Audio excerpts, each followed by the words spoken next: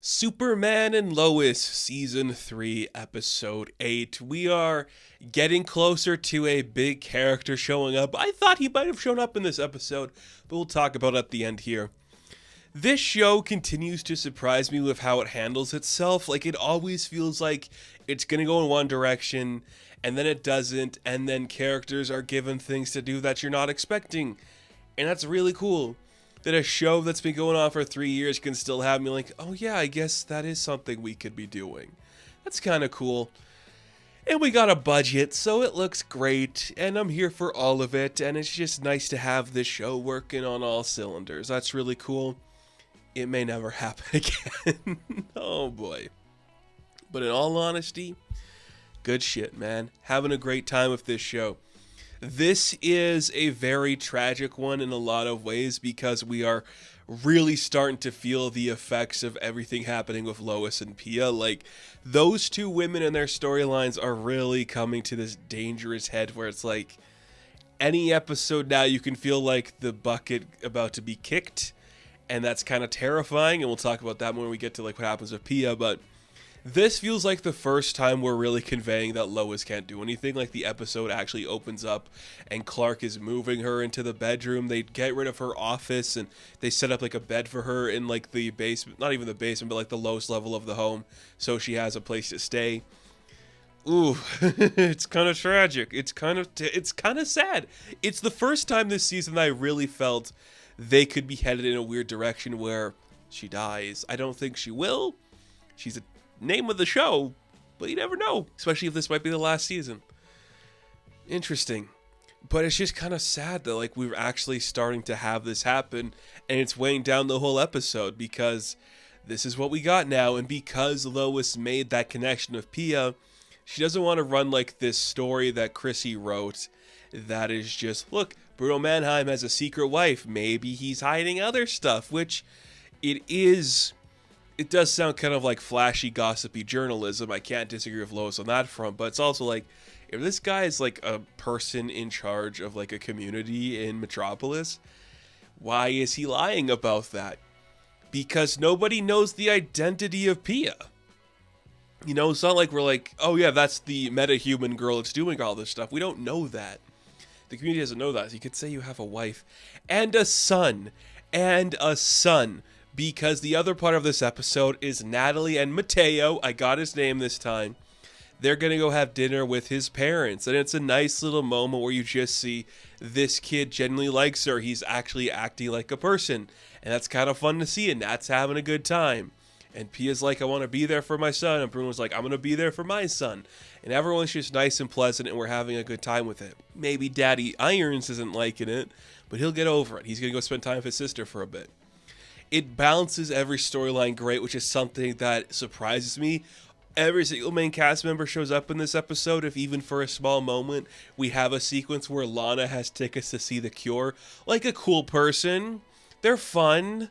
I'm not shitting on The Cure or anything. Not my go-to, but I like that her driving force this episode is like, not the mayoral stuff. She needs to find someone to take her tickets to The Cure. She was gonna go with Kyle. Not anymore. Wanted to give him to Clark. He can't do it. Maybe Chrissy wants them. She's kind of busy. Kyle likes The Cure. Can't go. Maybe Sarah will want to go. Well, she's going to go hang out with Jordan for a bit. So she's alone in a diner. And that's where she meets Sam. Because this episode, Sam does two things. The first thing he does is give his daughter, who is off the story indefinitely because she doesn't want to put Pia through that, he gives her a bunch of boxes of just like old Bruno Mannheim information, which I'm just saying, like, you know he's a shady guy because they have the boxes of that stuff with him. So why change your mind now? You know, I'm just like, there seems to be proof that this guy's shady, because if you're an outstanding citizen that's normal, the DOA doesn't have all these boxes of you, right? It doesn't seem normal. I don't know. I think that's really cool. But the other thing he's doing is he's got a date tonight. He's going to go meet a girl for a couple of coffees or something. Seems pretty late in the night for them to be drinking coffee or any sort of liquor for people their age. Their unknown age, because we don't know if Lois, Clark, Alana, and Kyle are like 35 to 45. And if that's the case, is Sam like 65 to 75, who's to say, but he gets nervous about going on the date, so he winds up alone in the diner, hangs out with Lana for a bit, a couple of sad sacks. It's really fun. It's a dynamic we don't see.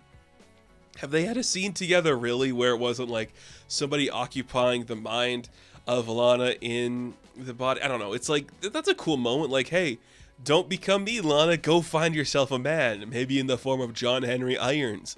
A man of steel, if you will. Maybe go find him. I'm sure he'd be a really good time because he's a cute little boy who's protecting his daughter from this evil man. Which I like. And we are really teasing Luthor now. We're in the thick of it when it comes to teasing Luthor. We have Luthor Air, where he made an airline while he was in prison. So that's coming up. And then this entire episode is like, oh shit, what we did to Luthor was wrong. So we learn that Luthor was fighting Ann Moxie or something, which was like a rival person in Metropolis. And when they were having a phone conversation, it was recorded by the police of Luthor's confession to killing this person. And we learn through the investigative reports of Clark, Lois, and Chrissy, which is a fun Clark and Chrissy episode. They actually get something to do. I dig that. We learn that it wasn't actually Luthor on the recording. It was onomatopoeia. Somebody was faking his voice, which makes Lois go, oh shit, we put Lex away for the wrong reason. We have to present this evidence as factual, and we're gonna let Lex get out of prison, which I'm just like, yeah, that's a really cool way to bring him into this world, because that is how you would do it. I don't buy for a second that Lex would be locked up if he was like had his voice recorded through a phone call. I don't buy Lex does that. He has ways around that. So the fact that it was false, and he probably knows it's false, so he's ready to come out with a vengeance, I'm here for it. I like that. He also doesn't seem like the type of guy that'd give a shit about Lois's cancer. He'd be like, well, justice is served. You know, that kind of vibe. And I dig that. I really dig that. A cool way to bring that up. And just to go against everything that's being said, too, because when we see Clark and Chrissy talking to people in Hobbs Bay about Bruno Mannheim, they're like, he's a saint. He never did anything wrong. What about the murder? What murder? You know, like, no, he's a good guy. Everyone loves him here. No, he killed a bunch of people and he set Lex up to go to prison so he could take over his place. Brilliant. It both shows you that Lex is smarter than he is, and that Bruno Mannheim is a capable villain who will not be undercut by Lex, because now Lex is going to come in with a vengeance to take this guy down. I dig that. I really dig that. We also have a couple of small moments where John is actually going to be a junior firefighter now. He's going to get his own hat, or helmet, I guess. It's a helmet. He's going to get his own suit. And there's a fire, and he goes to stand by as the heroes go do it. Heroes like Kyle, who's my favorite character in the show, and I'll bring it up every time he shows up. Glad he's just like here to be a hero. And Kyle starts to get suspicious because in a lot of the fires they've been putting out lately, which is just what, I guess Smallville's just is like a hot spot for fires every 10 minutes. Well, it looks like it's been put out by some ice, which leads Kyle to believe, because Kyle is smart and he's not stupid, that there's a powered person putting out the fires or potentially starting them, which means Jordan's gig is up. Jordan is getting caught for the bullshit he's doing, which leads him and his brother to fight because, you know, John wants to help out, but Jordan won't let him because, sorry, you don't have powers and you just have to be a human. Like, whoa, Jordan, back off a minute. Your brother's trying to do something. All you're doing is flying in and leaving a trace of who you are. And I'm like, oh, a little bit of fun, a little bit of like ice you left behind. Sure. It's heaps of ice. Like, you know, we see a picture that Kyle's looking at, and it looks like a huge pillar of ice is left behind. Like, Jordan, are you stupid, man? You should know better. Come on. That's so dumb and silly, but I just smile at every second of it. And this episode ends on, actually it ends on two notes. It ends on like a montage of everyone listening to The Cure, which was a really cool thing to see. And then it's like, what about a big action sequence? It's been a minute since we had one that mattered. So here you go. We see that John Henry Irons learns that Bruno might be the dad of Mateo. He shows up to like this restaurant, and instantly Bruno's like, well, I said if I ever saw you again, I would beat the shit out of you. He gets the kids out of the restaurant and just wails on John Henry. Beats him up with a cloth over his knuckles. I'm like, dude, you really kept to your word, and I cannot be mad at you for that. And then Pia goes full onomatopoeia mode and screams at him, which alerts Clark to show up and Superman his way through it. But the extraneous use of her powers almost knocks her out and could potentially kill her. Now she's locked up with Sam, and you're like, uh-oh, her son's not going to get to see her again. Which leads me again to think, how did the son not know any of this? Like, it's so weird. I get Nat not knowing, but how is the son so oblivious to every action taken?